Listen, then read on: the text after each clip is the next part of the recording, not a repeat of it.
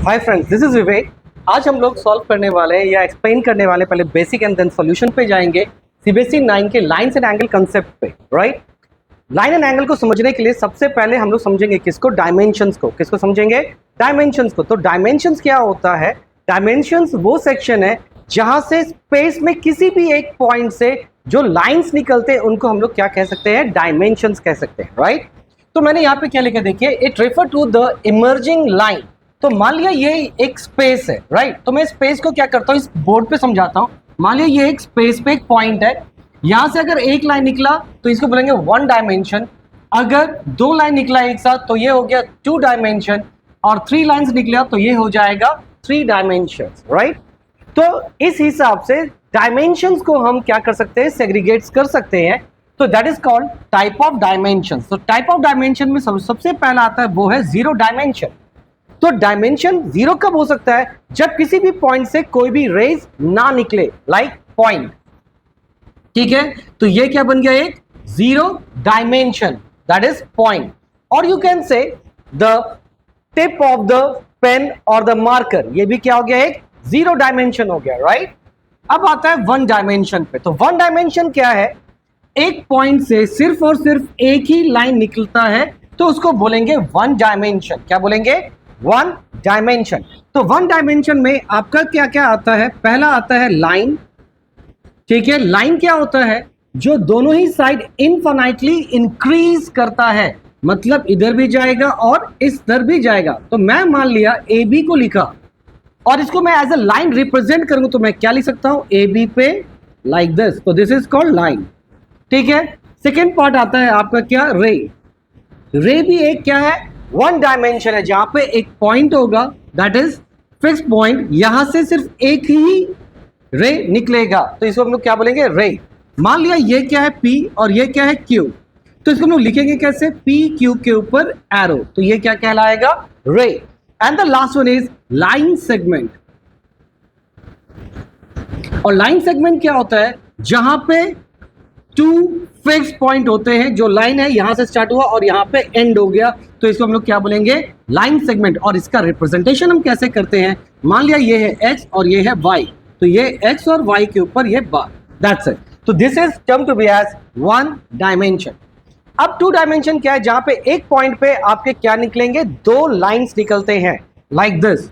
मान लिया एक पॉइंट ये, एक पॉइंट यहां से ये, तो दो लाइन निकला तो ये क्या हो गया? Two dimension. और आपको ये पता होना चाहिए, चाहे आप ट्रायंगल लीजिए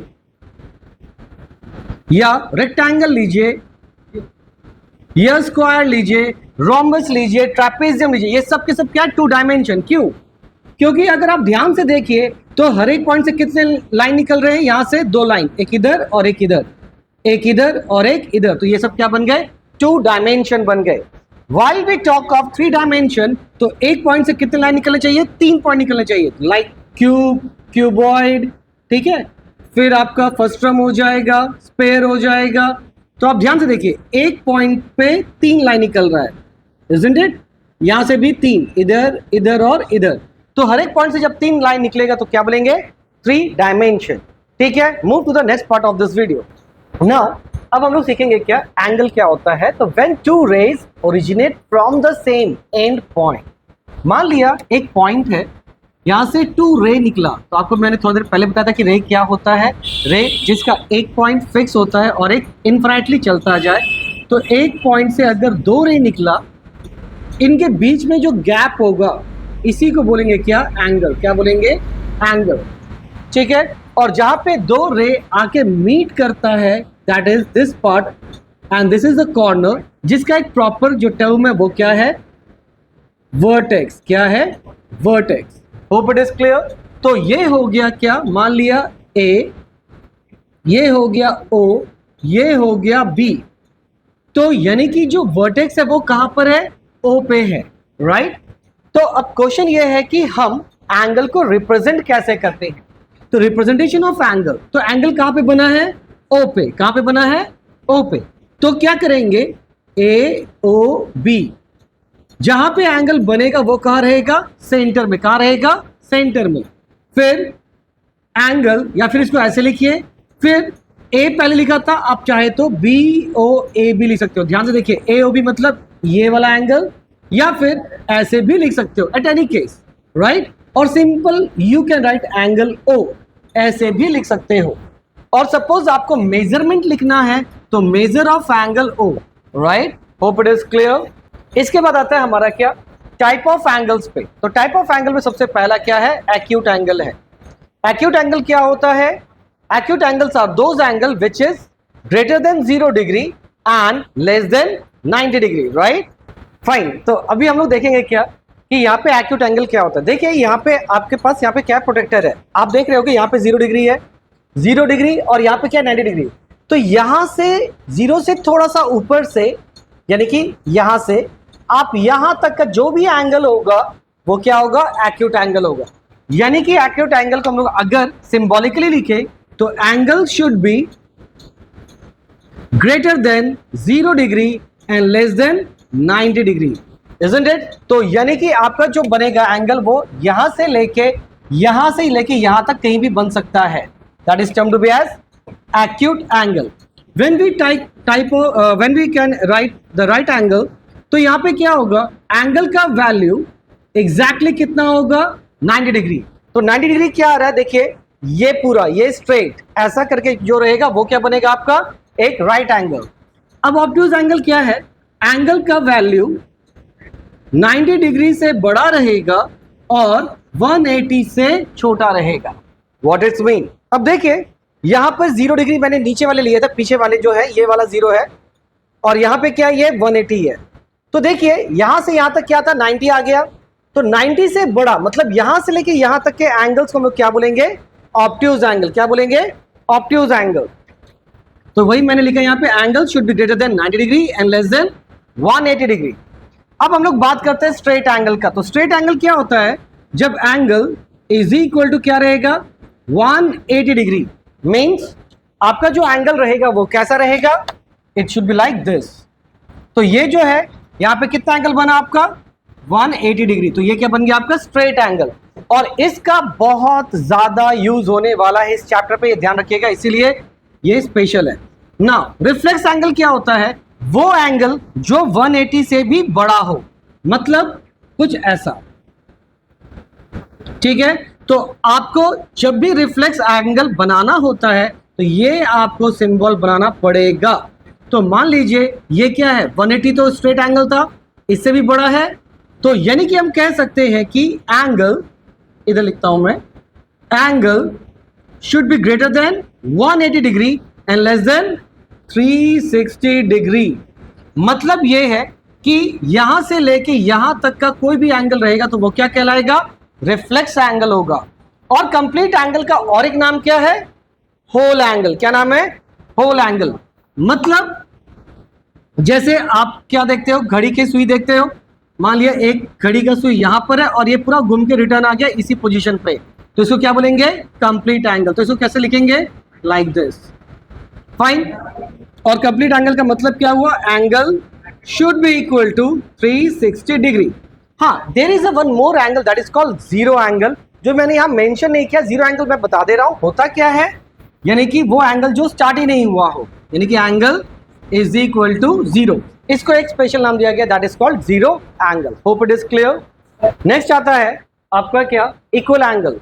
to angle are said to be equal if their measures are same. तो हमने यहां भी वो लिखा है कि two or more angle are said to be equal if they are of same measure. मतलब मान के चलिए एक ये एंगल है जिसका वैल्यू कितना है 60 डिग्री, और ये और एक एंगल जिसका वैल्यू कितना दिया है 60 डिग्री। तो यानी दोनों ही क्या है, 60 डिग्री है, तो they are said to be at equal angle. तो ये तो हो गया आपका डायग्रामेटिकल रिप्रेजेंटेशन। अगर हम लोग इसको लिखेंगे तो कैसे लिखेंगे, मान लिया ये क्या है, ए ओ बी, ये है एक्स वाई जेड, ठीक है। तो अगर ये दोनों एंगल इक्वल है तो हम लोग लिख सकते हैं angle A O B is equal to angle X Y Z. Hope it is clear. Now इसके बाद हम लोग को सीखना है क्या, एंगल बाइसेक्टर के बारे में। देखो एंगल बाइसेक्टर, तो पहले हम लोग सीखते हैं कि बाइसेक्टर है क्या। बाई का मतलब ही होता है टू, यानी कि ऐसा सेगमेंट जो कि दो पार्ट में डिवाइड हो। मान लिया ये एक लाइन है, इसको दो पार्ट में डिवाइड किया तो ये क्या हो गया, ये पूरा कितना था, मान लिया 4 सेंटीमीटर, तो ये कितना आ गया 2 सेंटीमीटर, और ये भी 2 सेंटीमीटर, तो ये भी एक तरह का क्या बन गया, बाइसेक्टर।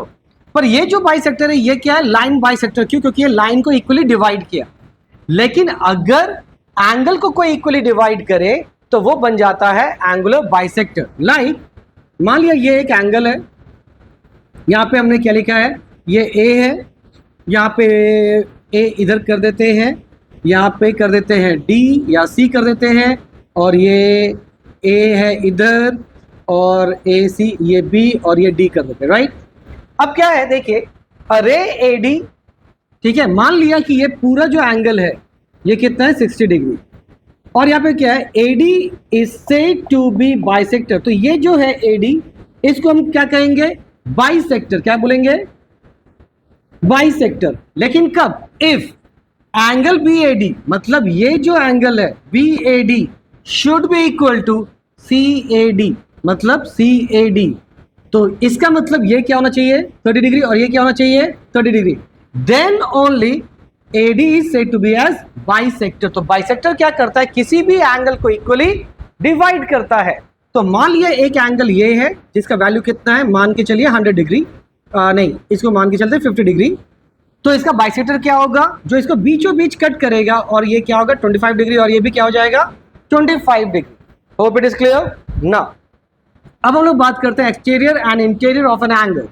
मान लीजिए ये एक एंगल है, ठीक है, यहाँ पे इसका एंगल फॉर्मेशन किया है, तो ये सब जो पॉइंट आएंगे, मान लिया ये ए है, बी है, सी है, डी है, ये सब क्या हो जाएगा इंटीरियर एंगल्स। क्या हो जाएगा interior, sorry interior of the angles, of the angles. और बाहर जितने भी पॉइंट है जो कि एंगल के बाहर होंगे वो सब क्या कहलाएगा, exterior of an angle. Isn't it? Hope it is clear. Next move to the type of angles का और एक पार्ट होता है दैट इज कॉम्प्लीमेंट्री एंगल। लेकिन कॉम्प्लीमेंट्री एंगल सिंगल एंगल का पार्ट नहीं है, सिंगल एंगल का कंसेप्ट नहीं है। Two angles are said to be complement if their sum is 90 degree. अगर दो एंगल का सम क्या होगा 90 डिग्री हुआ तो उसको क्या बोलेंगे, कॉम्प्लीमेंट्री एंगल। मान लीजिए एक एंगल क्या है 60 डिग्री और एक एंगल क्या है 30 डिग्री, तो 60 डिग्री प्लस 30 डिग्री क्या होगा, तो obviously it will turns to 90 degree. तो यानी कि हम लोग ये बोल सकते हैं 60 degree is complement to 30 degree and 30 degree is complement to 60 degree. मतलब ये एक दूसरे के क्या है, कॉम्प्लीमेंट है। क्यों? क्योंकि इन दोनों का सम मिला के क्या आ रहा है 90 डिग्री। तो ये याद रखिएगा, कॉम्प्लीमेंट्री एंगल का मतलब ये होता है कि एक एंगल दूसरे एंगल का कॉम्प्लीमेंट्री तभी कहलाएगा when sum of two angle is equal to 90 degree. While we talk of supplementary angle, if two angle are said to be supplementary if sum of their measure is 180 degree. मान लिया एक angle आपके पास कितना है 120 degree और दूसरा angle है आपके पास 60 डिग्री, राइट। तो 120 प्लस 60 कितना होगा, तो obviously it will turns to 180 degree. तो सम ऑफ टू एंगल जब 180 हो गया तो ये एक दूसरे के क्या बन गए, सप्लीमेंट्री एंगल। तो हम कह सकते हैं this angle is supplementary to this angle and this angle is supplementary to this angle. Hope it is clear, right? अब हम लोग सॉल्व करने वाले हैं first exercise that is 7A ऑफ RS अग्रवाल, जहाँ पे क्वेश्चन नंबर 1 डेफिनेशन है। डेफिनेशन आपका जो भी अभी तक मैंने वीडियो बनाया उसमें सारा डेफिनेशन आपको मिल जाएगा। क्वेश्चन नंबर 2 से आपका क्या है, फाइंड कॉम्प्लीमेंट्स, यानी कि आपको क्या करना है, कॉम्प्लीमेंट्री एंगल्स निकालने हैं, राइट। तो सबसे पहला है 55 डिग्री, isn't it? तो यहां पर हम लोग लिखेंगे तो therefore कॉम्प्लीमेंट एंगल क्या होगा। तो देखिए अभी हमने ये बताया था कि कॉम्प्लीमेंट्री एंगल क्या होता है जब दो एंगल का सम क्या होगा 90 डिग्री होगा, राइट।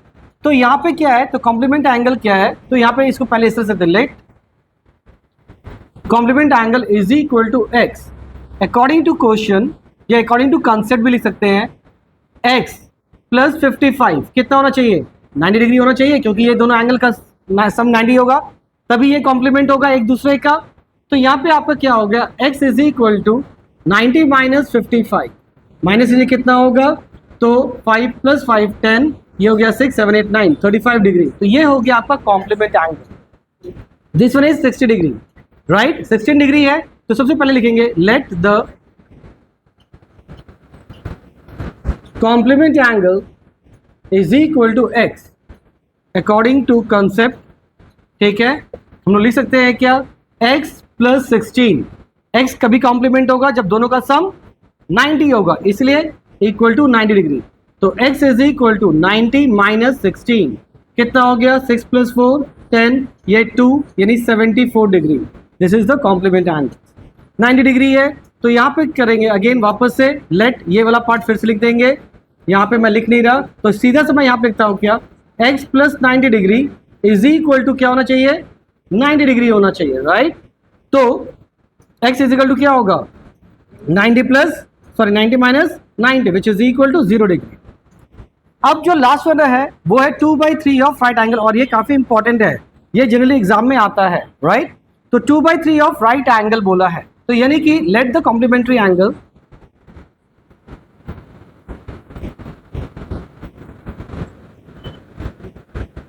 मान लिया क्या है x, और ये जो एंगल है पहले इसको थोड़ा सिंप्लीफाई करते हैं, राइट। तो यहाँ पे सॉल्यूशन का पार्ट है, यहाँ पे इसको थोड़ा मॉडिफाइड करते हैं। तो 2/3 इनटू, ऑफ का मतलब क्या होता है मल्टीप्लाई, राइट एंगल का मतलब क्या होता है 90 डिग्री, राइट। तो 3 30 3 2 60, यानी कि आपका गिवन एंगल कितना है 60 डिग्री। तो अगर हमने मान लिया कि कॉम्प्लीमेंट्री एंगल x है तो x प्लस 60 कितना होगा, दैट विल बी 90 डिग्री। तो x is equal to 90 minus 60 which is equal to 30 degree. This is your complementary angle. तो ये हमारा क्वेश्चन नंबर कंप्लीट होता है। Move to the question number 2।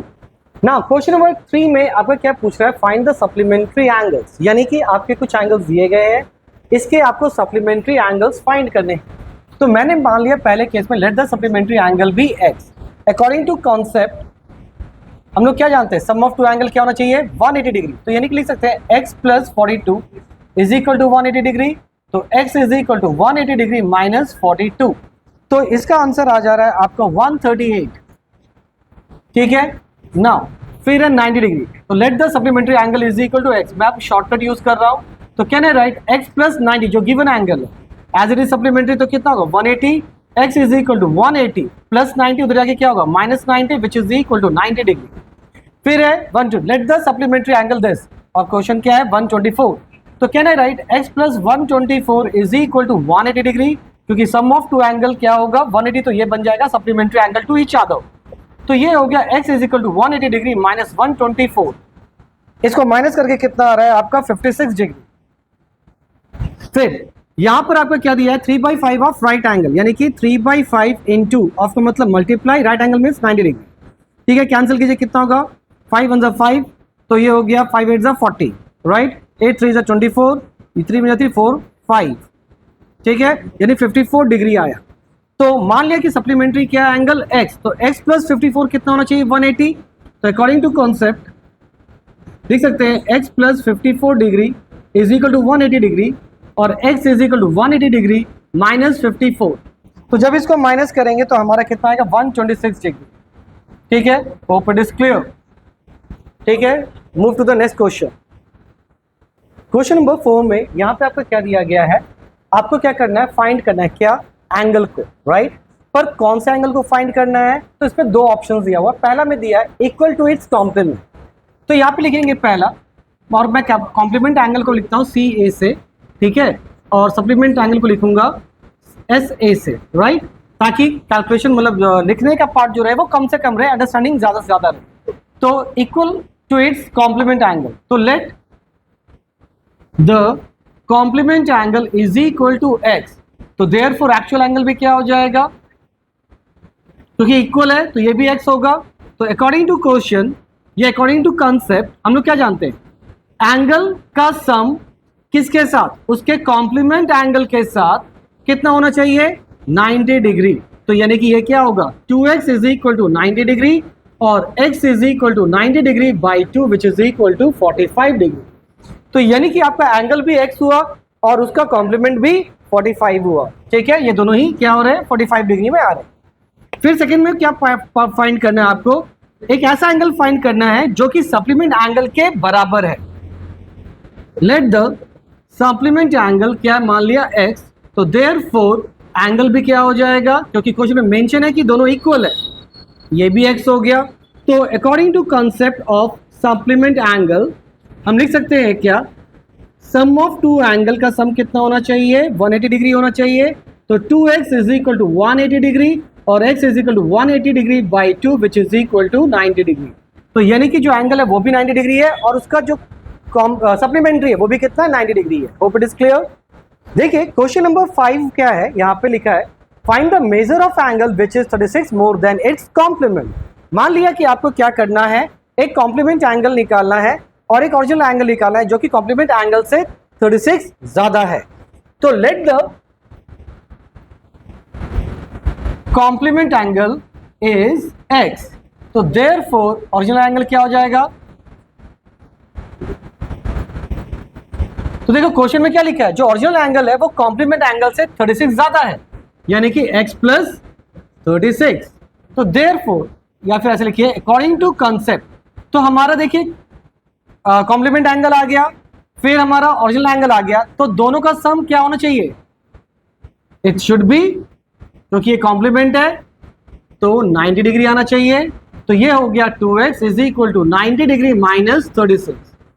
ये कितना हो जाएगा, 6 4 10, ये हो गया 4 5 9 54 डिग्री, और x is equal to 54 divided by 2 यानी कि 27 डिग्री। तो ये आपका जो एंगल आया वो बेसिकली कौन सा एंगल है, कॉम्प्लीमेंट्री। पर आपसे क्या पूछा है, ओरिजिनल एंगल। तो देयरफॉर ओरिजिनल एंगल क्या हो जाएगा, दैट इज x प्लस 36 यानी कि 27 प्लस आपका हो गया 36 यानी कि 3 2 5 6 63 degree. This will be your answer. Hope it is clear. Now question number 6। Question number 6 में क्या लिखा है, देखिए find the measure of angle which is 36 less than its supplement. तो let the supplement angle is equal to 180 degree. तो therefore original नहीं, let the supplement angle कर लेते हैं x। तो ओरिजिनल एंगल क्या हो जाएगा, x माइनस 30, क्योंकि क्वेश्चन में प्रॉपर क्लियरली मेंशन है कि find the measure of angle which is 36 less then 30 less than its supplement angle, right. तो अकॉर्डिंग टू क्वेश्चन या अकॉर्डिंग टू कंसेप्ट कर लेते हैं, ये हो गया आपका सप्लीमेंट एंगल और ये हो गया आपका ओरिजिनल एंगल। दोनों का सम कितना होना चाहिए, 180, as it is a supplementary angle. तो x plus x minus 30 is equal to 180, that will be 2x is equal to 180 degree plus 30, that is 210। x is equal to 210 by 2 which is equal to 105 degree. This is the value of supplementary angle. तो therefore original angle क्या हो जाएगा, तो ये हो गया 105 minus 30 degree, that will be 75 degree. Hope it is clear. Move to the next question. Now move to question number 7. यहाँ पे क्या पूछा है, find the angle, आपको एंगल निकालना है which is 4 times its complement, यानी कि कॉम्प्लीमेंट का 4 गुना है। तो let the complement angle is equal to x। तो therefore ओरिजिनल एंगल क्या है, 4x, क्योंकि क्वेश्चन के हिसाब से जो ओरिजिनल एंगल है वो 4 गुना है किसका, कॉम्प्लीमेंट का। तो therefore अकॉर्डिंग टू कॉन्सेप्ट हम लोग ये जानते हैं कि complement angle plus original angle का वैल्यू कितना होना चाहिए, इट शुड बी 90 डिग्री, क्योंकि ये कॉम्प्लीमेंट एंगल। तो ये हो गया 5x इज इक्वल टू 90 और x is equal to 90 by 5, 5 1 जा 5, तो ये हो गया 5 8 जा 40, तो ये हो गया 18 डिग्री। पर आपसे क्या पूछा है यहाँ पे, फाइंड द एंगल। तो देयरफॉर ओरिजिनल एंगल क्या हो जाएगा, तो 4 into 18 72 degree. Hope it is clear. Now question number 8 में क्या लिखा है, find the angle which is 5 time of its supplement. तो यहां लिख देंगे let the supplement angle is equal to x। तो देयरफॉर ओरिजिनल एंगल क्या हो जाएगा, 5x। तो अकॉर्डिंग टू कंसेप्ट हम लोग क्या जानते हैं कि जो भी एंगल होता है और उसका जो सप्लीमेंट एंगल होता है, दोनों का सम कितना होगा, 180 होगा। तो 5x plus x that will be 6x is equal to 180 degree और x is equal to 180 degree by 6, यानी कि 30 डिग्री। तो एक एंगल हो गया आपका क्या, that is of supplementary angle कितना हो गया 30 डिग्री। तो देयरफॉर ओरिजिनल एंगल क्या हो जाएगा 5 इंटू एक्स, यानी कि 5 into 30 which is equal to 150 degree. Hope it is clear. Move to the question number 9। Question number 9 थोड़ा ट्विस्ट है। क्या है इसमें ये देखिए, find the angle whose supplement is 4 time its complement, right. तो यहां पे लिखते हैं let the original angle is equal to x. तो अकॉर्डिंग टू क्वेश्चन हम लोग लिख सकते हैं क्या कि सप्लीमेंट एंगल क्या हो जाएगा 180 degree minus x and complement angle क्या हो जाएगा 90 minus x. Hope it is clear. यही लिखा है क्वेश्चन में। देखिए क्या लिखा है, find the angle whose supplement angle. तो पहले हमने सप्लीमेंट एंगल निकाल लिया और फिर कॉम्प्लीमेंट एंगल निकाल लिया। अब इन दोनों के बीच में एक रिलेशन दिया है। क्या दिया है, जो सप्लीमेंट एंगल है वो क्या है 4 गुना ज्यादा है, ठीक है, तो इट्स कॉम्प्लीमेंट। तो यानी कि हम लोग लिख सकते हैं क्या, again supplement angle is equal to 4 time of its complement angle. यानी कि कॉम्प्लीमेंट एंगल में अगर हम 4 मल्टीप्लाई करें तो वो किसके बराबर पहुंच जाएगा, सप्लीमेंट एंगल के बराबर। तो पहले इसको लिख लेते हैं, क्या लिखेंगे, is equal to 4 into 90 minus x, 180 minus x is equal to 9 4 360 minus 4x। Variable को इधर ले जाइए, कांस्टेंट को इधर ले जाइए, तो क्या होगा minus x plus 4x is equal to यहां पर क्या होगा 360 माइनस 180। तो ये दोनों को माइनस कीजिए, कितना होगा 3x is equal to 180 degree और x is equal to 180 degree by 3 that is 60 degree. तो यानी कि जो आपका x है, यानी कि जो ओरिजिनल एंगल है वो कितना है आपका 60 degree. Hope it is clear. यहां पे देखिए क्वेश्चन नंबर 10 में क्या लिखा है, फाइंड द एंगल। आपको एक एंगल निकालना है whose complement is 1/3 of its supplement। तो सबसे पहले हमने मान लिया कि ओरिजिनल एंगल क्या है x, तो कॉम्प्लीमेंट एंगल क्या हो जाएगा 90 minus x and supplement angle will be 180 minus x. According to question हम यहां लिख सकते हैं कि जो कॉम्प्लीमेंट एंगल है वो क्या है 1/3 है, किसका, सप्लीमेंट एंगल का, राइट। यानी कि अगर मैं जो सप्लीमेंट एंगल है उसको 3 से डिवाइड करूंगा तो वो किसके बराबर आ जाएगा, कॉम्प्लीमेंट एंगल के बराबर। तो कॉम्प्लीमेंट एंगल आपका क्या है 90 minus x is equal to 1/3 180 minus x. अब देखिए यहाँ पे 3 इधर डिवाइड है, इधर आके क्या होगा मल्टीप्लाई, तो ये हो गया 90 minus x is equal to 180 minus x. चलिए 9 3 कितना होगा 270 minus 3x is equal to 180 minus x.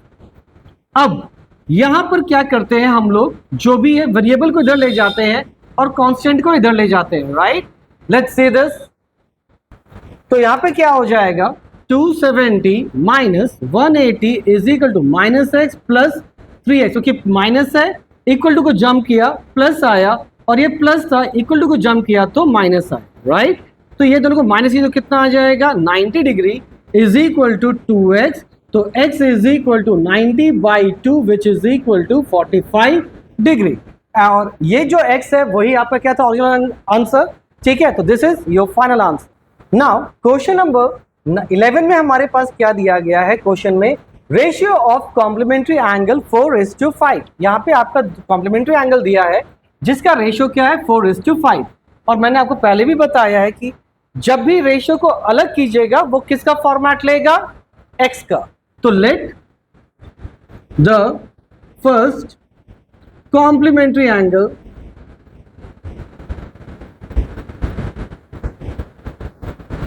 is equal to 4x and another angle is equal to 5x, right। क्योंकि रेशियो को अलग किया तो वो किसका फॉर्मेट लिया, x का। तो हम लोग ये जानते हैं according to concept 4x plus 5x is equal to 90 degree होना चाहिए। तो ये हो गया 9x is equal to 90 degree और x is equal to 90/9 which is equal to 10 degree. तो ये तो x का वैल्यू आया, एंगल तो नहीं आया, तो देयरफॉर फर्स्ट एंगल क्या हो जाएगा 4 इंटू एक्स यानी 4 इंटू 10 दैट इज 40 डिग्री, और second angle which is a complementary angle, ठीक है, that is 5 into 10 which is equal to 50 degree. So this is your answer. Hope it is clear. Move to the next question. Now 12 which is the last question of this exercise. यहाँ पे क्या लिखा है कि two complementary angle क्या दिया गया है 2x minus 5 and x minus 10. Find x. तो हम लोग यहाँ लिख सकते हैं क्या 2x minus 5 according to concept. क्यों? क्योंकि ये दोनों कॉम्प्लीमेंट्री एंगल है तो दोनों का सम कितना होना चाहिए 90. x minus 10 is equal to 90 degree. तो ब्रैकेट ओपन कीजिए, क्या होगा 2x minus 5 plus x minus 10 is equal to 90. 2x और x लाइक टर्म में, इट कैन बी एडेड, तो it will be minus 3x, sorry only 3x, और minus minus plus, तो 10 plus 5 कितना हो गया माइनस 15 इज इक्वल टू 90. तो x is equal to 90 plus 15 और यहाँ 3 था, तो x इज इक्वल टू कितना हो जाएगा 105. ये आपस में मल्टीप्लाई है, इधर आके डिवाइड, दैट इज 3 से करेंगे तो 3 3 जा 9, 3 5 जा 15. तो आपका x का वैल्यू कितना आ गया 35, और यही आपके क्वेश्चन का डिमांड था. तो आज मैं अकेला ये क्वेश्चन सॉल्व नहीं कर रहा हूँ, मेरे साथ सीख रहे हैं कौन, मोहम्मद सामी एंड रिया शाह, ठीक है.